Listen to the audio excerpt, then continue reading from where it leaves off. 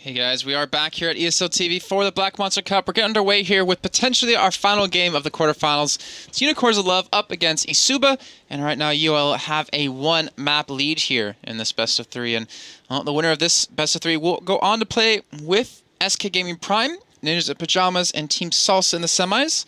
And of course, the finals there right after that. The semis will be kicking off on Tuesday of next week, I believe it is, and the finals will be on Thursday. So make sure to tune in for those. Obviously starting at, I believe it is 1800 CEST, so 6 o'clock. And right now, let's go over the lineups for you guys at home who might not be familiar with either of these teams. We have on eSuba side, Ghost One, Gornagle, Mia, Worst AD Carry, and Alex Mirik. On the side of Unicorns of Love, we have Viz, Gilius, Power of Evil, Vardags, and Haliciang here. And now we're going to find out, well, if you all have what it takes to take a 2-0. UL did finish 3rd place last season. So we're going to find out if they can well, repeat that or do better. Obviously one of the two is exactly what they're aiming for here. And again, Maokai, Kha'Zix, like, that is such an easy lane to gank here. When you're Lulu, you have to ward up against this. You have to stay safe, or you're going to be in for a ridiculously tough time. So we'll see how that one's going to work out here. Obviously, we see Kha'Zix starting off at red, so won't be ganking top anytime soon. Alrighty, Dark Binding's landing onto Alex. And Vardags will trying to harass back just a little bit here. And, you know, again, there was a point last game in the first game of the series where UL were winning by 60 CS in every lane. Obviously not the jungle because that doesn't count. But still, just ridiculous. And I wouldn't be surprised if it happens again. It wasn't like it was a lane matchup. Oh, Power actually getting ganked here in middle. It looks like he should go down from this one. Red buff and Ignite going down. First blood going over to Mia. But again, it wasn't like a skill, or it wasn't a champion matchup that caused, you know, eSuba to lose. It was just, I feel like, a straight up skill difference between the two teams. And well, Jarvan obviously coming around for that gank very early, which caught obviously Power off. He didn't even pick up his blue buff yet before he went in for that one. So probably going to be a little bit frustrated, but not going to miss out on, I guess, too much in that middle lane, though his lane was shoving. You can see here, saying trying to get aggressive. Dark Binding going to land on Mirik. And, well, we're still see taking a Phosphorus Bomb to the face here. And you can see he's down to half HP. Still has a pot, though, so it should be okay. And now Gornagle getting pushed on by Gilius, forces him back. Not really many champions can really duel Kha'Zix 1v1 here, and Vardags trying to force again. More ADC back. Yeah, I feel like he could have maybe Phosphorus Bomb Alex, and that might have been enough to actually fix up the kill, but they don't have Ignite. They're actually running Exhaust this time, and Mirik is running Ignite for his team. So right now, Gilius coming down the bottom side, coming through Tribush, not going to be spotted out here, and all it takes is one Dark Binding. This is going to be it here. You can see they're spreading off. Why? Gilius looking out for Alex? No, he will flash, but for what? He will go down from this one. Viz gonna go down as well, it looks like. No, the red buff's not enough. The auto tech will help secure the kill, though. And that will finally be UL picking up one, though. So it's 2-1 in favor of eSuba. Gornagle doing a lot better of a job in the jungle this time. And Worst ADC's got to be careful. He has flash, though. And I was saying, trying to predict what didn't happen. So, nonetheless. Oh, Viz, is he looking for the... Oh, he's just spot him out now. So he's getting harassed early on in lane. Gornagle doing a fantastic job. Blew the flash top, blew the flash mid. Can obviously re-gank on both those if he wants. Though now his bottom lane's going to need a little bit of help here. And I'm curious to see how far maybe Vardags can get ahead in this one. Since we saw him double the CS at, was it 7-8 minutes in last time? I think at the 11-minute mark it was too.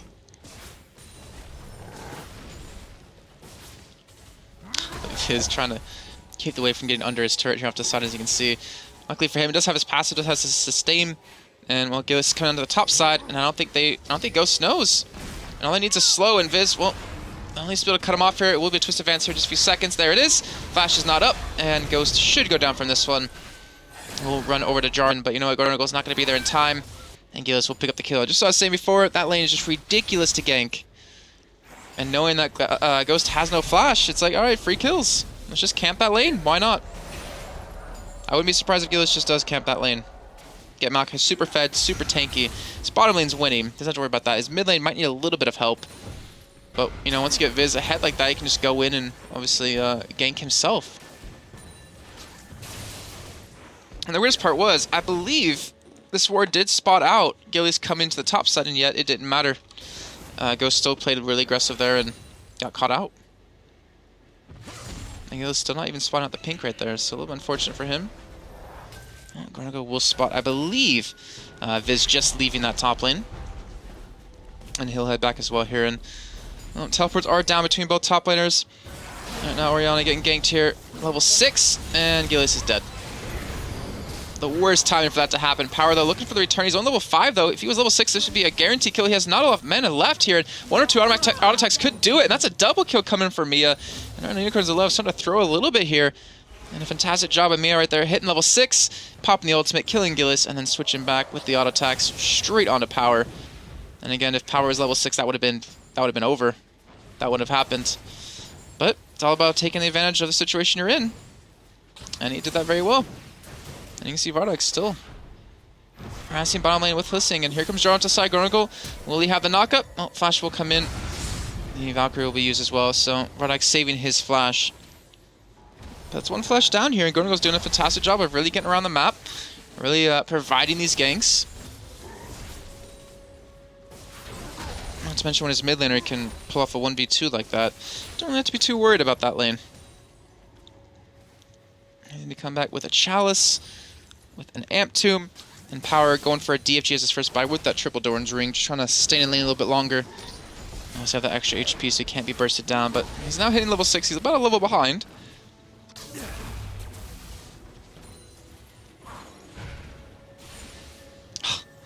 Wow, that Lantern actually almost pulled him in. Power coming down from mid lane here with that ultimate. That should be a kill onto Thresh, and that one gets over to Vardox, who's now 2-0. Great little gank coming in. And that was unfortunately just spotted a little bit too late. Didn't really notice Ahri went straight for that one. And now they paid the price here. Now listening, again, just one Dark Bind's all it's going to take to be able to kill worst ADC, who does have a Flash though. So not really expecting a kill to come in there either way. Now Vardox, oof. Getting very, very low on HP. Being very ballsy right now.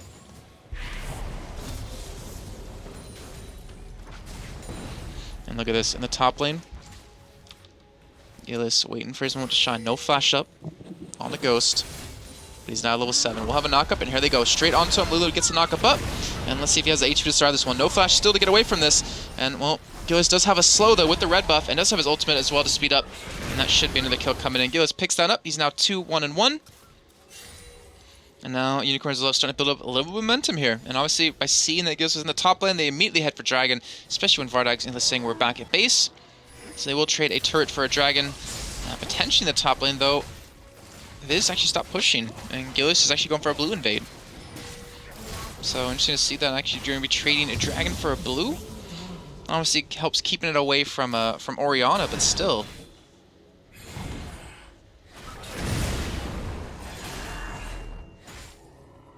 Don't know if it's the most ideal trade. And Gillis, well, you can see he's starting to get up a little bit of steam here. He's starting to really hurt. And you can see Viz now with his Catalyst done. You're going to have that Rod of Ages done, well, soon-ish. Has Teleport, has Flash. And we might see the regank come in by Gillis right now. There's nowhere to spot him come up towards the top side. But Ghost does have that escape mechanism, and you can see Gillis coming from the side. Again, Ghost getting ganked here. Flash, Twisted Advance, and the knockup as well, keeping away from it. And that will be a kill. This time going over to Viz, though. And that is now a 0-3 Lulu. And Ghost one, it's not like it's his fault. I mean, that's just getting camped over and over and over again. Maybe needs a ward a little bit safer this time from his tri-bush over that wall. But either way, they're going to lose their turret on the top side. And that's going to facilitate Viz getting close to that Rod of Ages. Sitting about 500, 600 gold. And the hook, well, it won't matter. Onto Vardox. Nice Black Shield comes in, and Gornagle going to be heading down towards the bottom lane, though, looking for potentially that gank. And we'll see if he's able to pull it off here. And Power, looks like he's going to try to go for his own blue buff. And Gornagle just waiting for that Lantern in, and well, Darkbind going to land on to first ADC. And you can see Hissing getting caught out a little bit. Doesn't have Flash. Teleport going to be coming in, though. Not sure where the Teleport's being used by Ghost, though, of all people. Because there's no one there to even stop this, or to counter it. I really don't know why that Teleport was used. That really made no sense. Unless they just want to go for 4-man push on the bottom lane and potentially pick up a second turret. I mean, Gillis might need to come back to base here to help out with this one, and obviously not much Vardags can do about this, so they will lose out on this one. Ghost now going to go back to base, so he didn't even get an assist. I really don't know what that was about. That was a little bit weird. Oh, Power getting caught out here, forced to use the flash. Knight was used though by Mia, and now he's kind of in trouble here. We'll have flash though to get over the wall, and he will land it, so he'll be okay. He'll escape this one here. And now where's ADC charging straight into him. Very ballsy play. Obviously there's quite a bit of damage. Has the BF sword built up. Phage is done for Vardags though. And Talpert coming right behind him. There we go. Viz looking for the kill. And you know what? They're going to get at least one off of this. At least one. As you can see, Listing pushed in. Ultimate going to be coming in just a few seconds. Actually, no, he doesn't have it up, but he has flash. But Dartbrand lands onto Alex. And Listing trying to chase down worst ADC. Viz is going to be getting there a little bit too late. And that will be worst ADC getting over the wall. But the flash comes down on Listing. Will he look for the Dartbrand? The Valkyrie over the wall as well. Worst ADC flashes backwards towards Dragon. And Vardags picks up a double. Now 4-0. Triforce will be done when he goes back to base. And might be able to pick up a bottom turret as well. Here he goes. Going to actually watch that top lane since Ghost One's able to push it in. And again, just a lot of really weird plays here coming out of, well, both teams.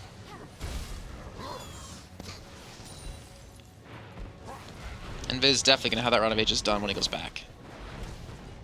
So he's going to beat that 14-minute curve. And Lulu does have flash get away from this one, so should be okay. But she's trying to fight it out here, and that's, I don't think, the smartest move. Love Ultimate will knock up Gillis, but again, gets taken down here. So Gillis now 3-1-2. Working towards a Brutalizer here. Power landing those charms non-stop.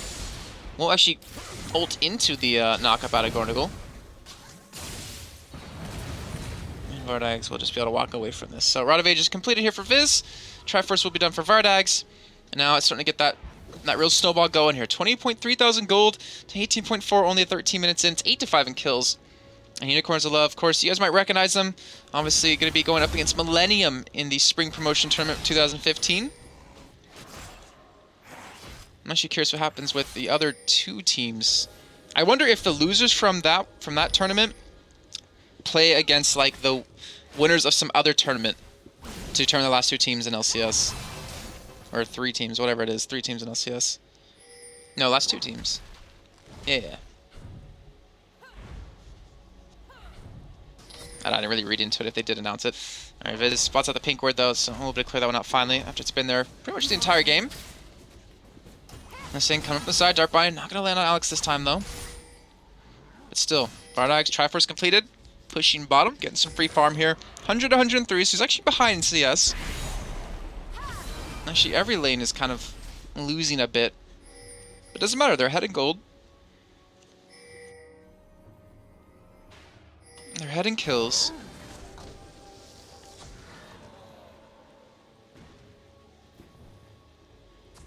And we'll see if they can keep this up here. And right now, I would not want to be worst ADC. Under his turret.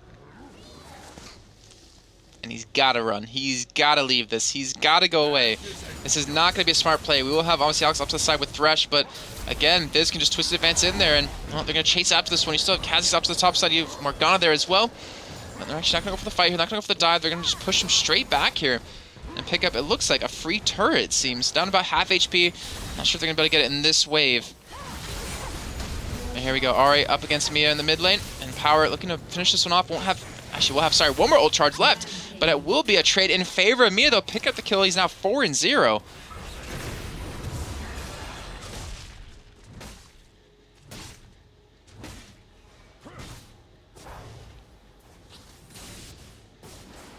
And that is their one ray of hope here, I guess we can say, for eSuba, is that their mid lane is pretty damn fed. It hasn't translated into items just yet, as you can see. Yeah, Stork Boots, yeah, Athene's a Holy Grail, Gornagle, dead. At least to pick up the big Wraith in the meantime. It hasn't translated into items just yet, which can be actually very, very bad if right now you are able to pick up this many kills over and over again, not to mention Dragon in just a second. It can be bad, but hopefully for their sake, they still have that key point of their combo fed. I mean, Gornagle just has to survive that jump in, but obviously with the Lulu on their team, should be able to facilitate. Why did Colorblind mode get turned off? Why? You saw me. I had it on last game, and then it just disappeared. Huh, that was really weird. Alright, Infinity Edge not done for worst ADC, though. So he has it about 4 minutes earlier than he had it last time. He's obviously been able to farm up a lot better in this game as well. But Abyssal's done for power. Viz, Rod of Ages still stacking up here, still getting bigger. And this thing's trying to go for a little bit of CDR. And again, this team, all it takes is one Twisted Advance, one Dark Binding, one Charm, and they can burst that person down. That's what a Kha'Zix really brings to a table when you pick him up for a team.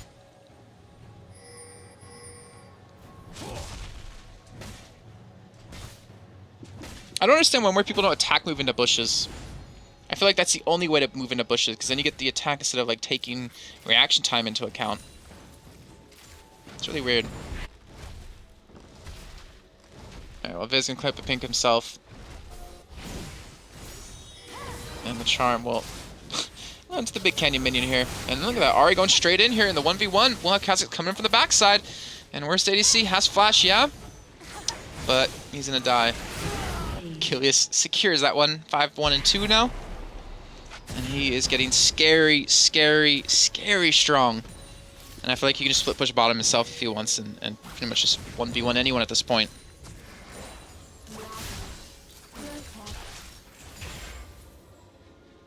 And you can see still trying to farm up. 147 to 113, so he's winning CS pretty well here.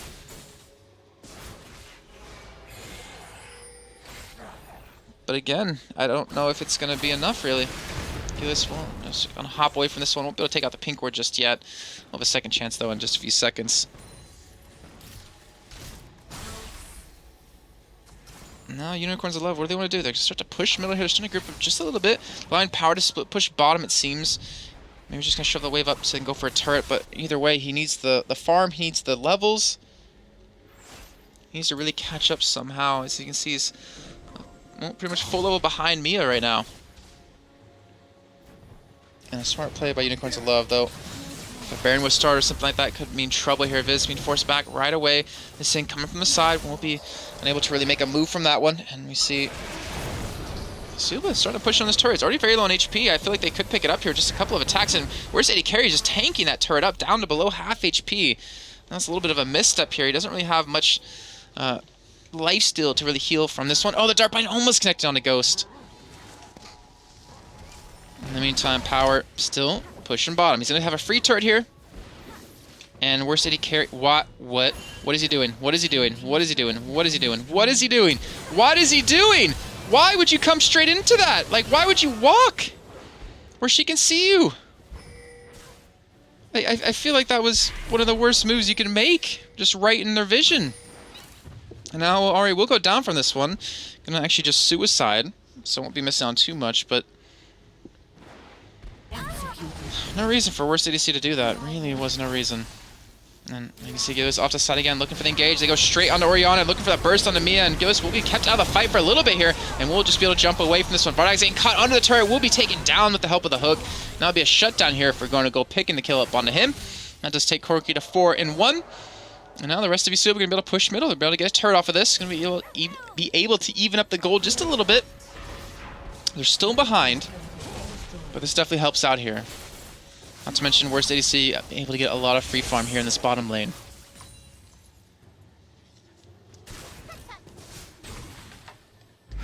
Listening.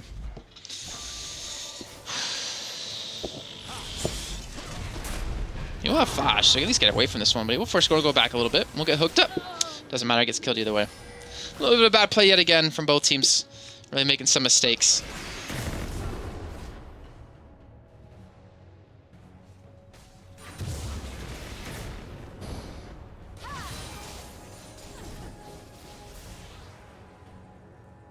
Alright, so 20 minutes in, 11-8 here in favor of Unicorns of Love.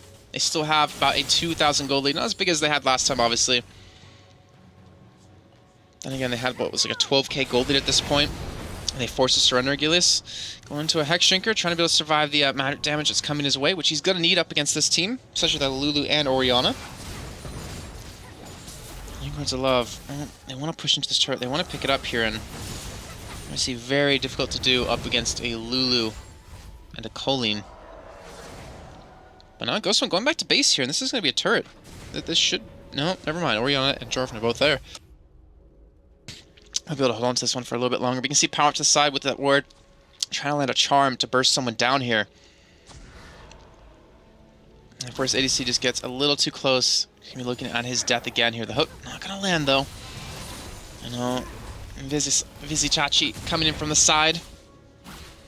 And here's the push coming in. Gillis is nowhere to be seen, though.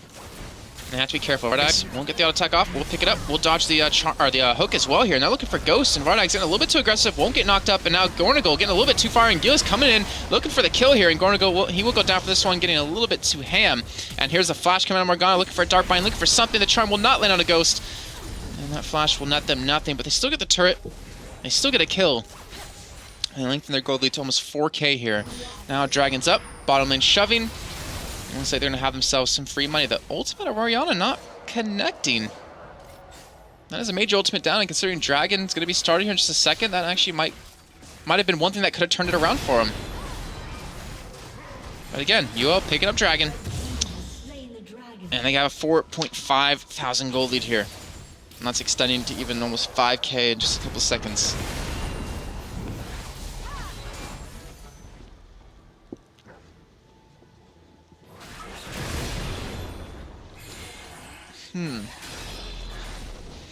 So you can see, Vardax looks like he's going for Infinity Edge. I don't think he's not close to it. Actually, no, he's really close to it. I think he might have it. So he's going to be basically a full item ahead here of Worst ADC again. He's 5-1, 184 CS. There's the Infinity Edge coming in. There's the Spirit Visage as well for Maokai. And just like last game, well, he's got a full item ahead of him. Yeah, Gillis, you don't need the Sweep Lens to get that.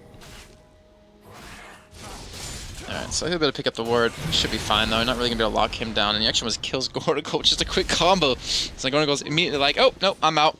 Peace. Not going to win that one.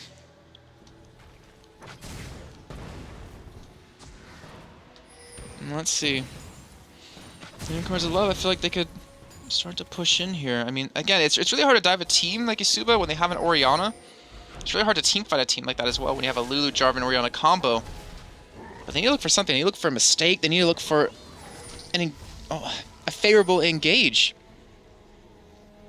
As long as this game goes on, the stronger Lucian's going to get, the stronger Orianna's going to get, as well as Lulu, and not to mention tankier for Jarvan.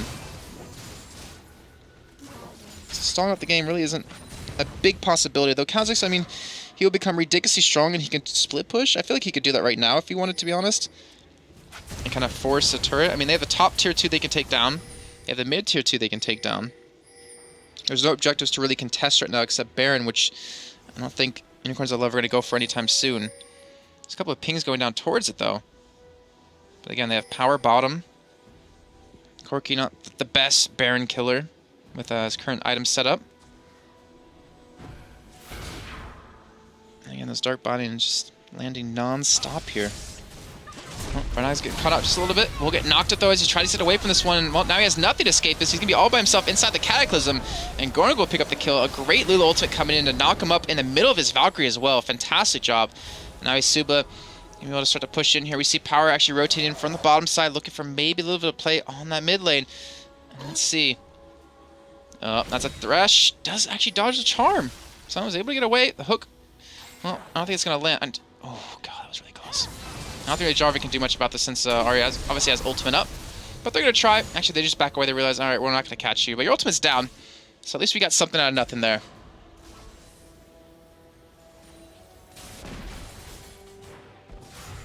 All right, now Unicorns Love. They need to stop getting caught out. Every kill they give over is really giving eSuba a chance to get back in this. And obviously with that little bit of rotate coming in, they're able to push that top turret. They haven't got it down just yet here. Looking for a kill on a Ghost. And you know what? He should actually survive with the help of that Lantern coming in. Now Gillis getting very low on HP. Actually, popped, actually. And now, well, Viz all by himself under the turret looking for the kill. He'll be actually forced to flash away from this one. The nice Dark Bunny comes in. The culling going to be too much, though. And Worst ADC will pick up the kill. Now Gornagle a little bit too ham yet again. Forced to back away. And Gillis, well, kind of wanted to stick around for a little bit more, but he's got to retreat. And Unicorns of Love are starting to throw this game here. They're starting to try to pull him in different directions. Vardax pushing middle. I feel like if he was in that fight, they could have probably even won that. But he's trying to take a turret down while using his team as bait. And Power of Evil does take down Gornagle right there, so great little combo coming in. And now they're going to be able to go for a 4-man push, so they have him caught out. And that will be a tier 2 turret. In the mid lane now going down here. It's 13-10, 26 minutes in, 5-3 in turrets. And the last hour turret is up at that top lane. I feel like it's only a matter of time here before that does go down.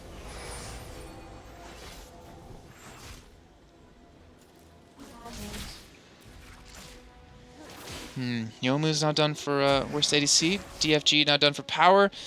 And Ruby Sightstone picked up as well. Last Whisper picked up for Gilius, actually. And Mia now has the death cap as well, coming in a little bit earlier on. Just noticing that now. So both teams really starting to ramp up, really starting to get a lot of power here. But again, I feel like it comes down to whoever's calling. Who's going to catch the other team out? You know, obviously, Unicorns Left don't want to go for a head-to-head team fight. I don't really think there's a way they can win that if, obviously, the Oriental comes in at the right place and hits the right amount of targets.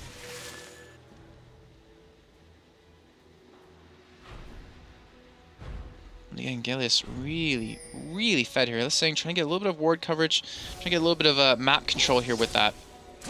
I always like seeing a support going deep like that, clear out the vision. Because it gives you an avenue to hit that top lane. Obviously, there's a ward at the blue buff, which we can see. There's no wards towards Baron, though. Their whole team's retreating back. They have enough deep wards to spot this one from spot anyone coming in. And Alex is going to take about half HP from that. But at least does give the information that Baron was going to be started up here. And you can see it's already very low on HP. Kansas just tearing through that here. And this is going to be done before anyone even comes in from the other side.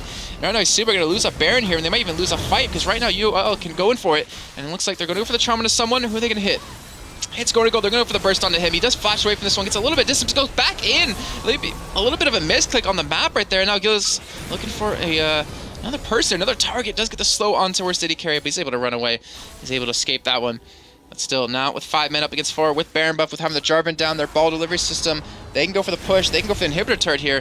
They can go for the top tier 2 if they want, I guess. And eSuba just takes something like that. Just one person get caught out, one little misclick. I feel like he could have potentially escaped that if he didn't run back into him, which is, like I said, maybe a little bit of a misclick on the map.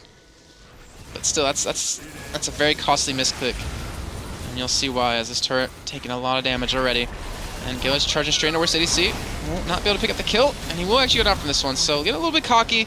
Not sure exactly why I did that. Gave over 500 gold to worst ADC, who honestly needs it at this point. And this thing taking a huge chunk of damage right there just from Orianna. Samia really proving he can do a lot of damage here with that death cap.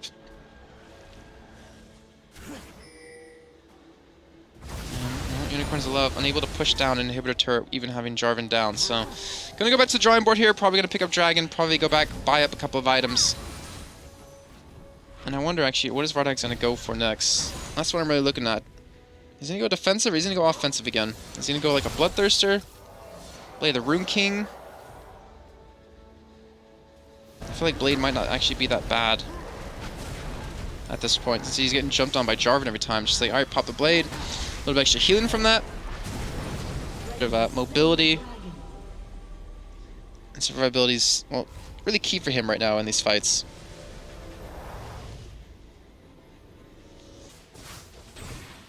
Alright, let's see. Go for a BF Stone. Okay, so going for that Bloodthirster instead.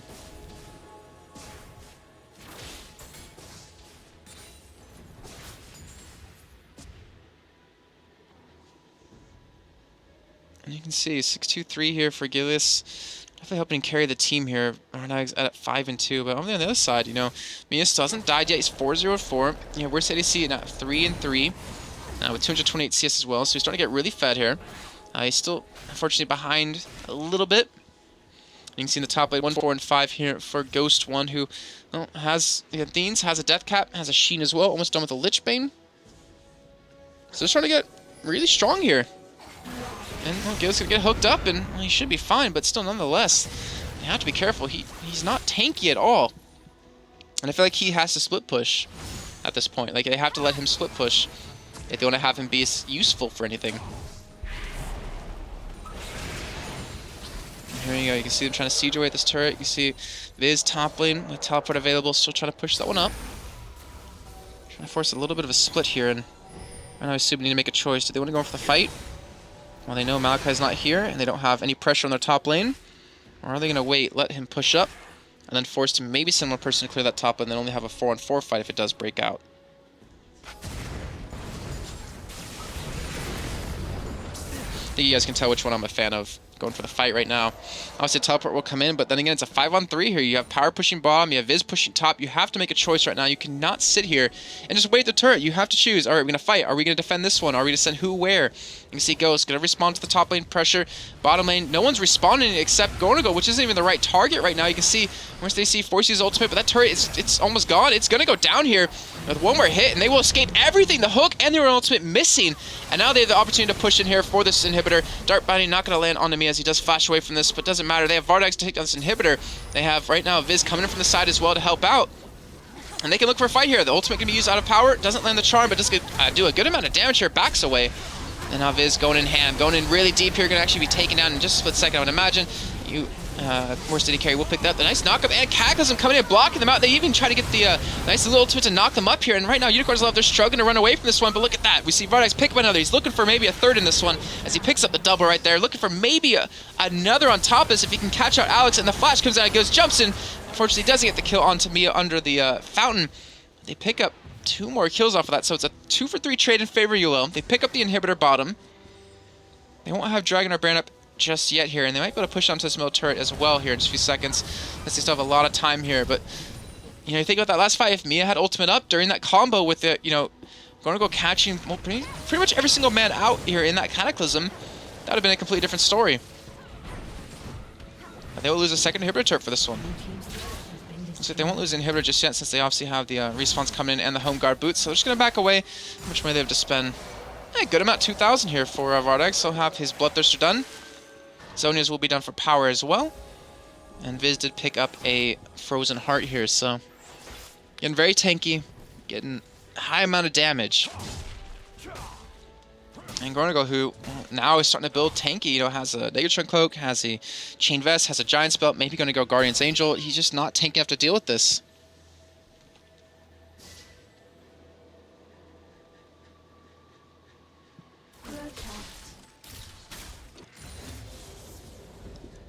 Alright, well, Viz still pushing top.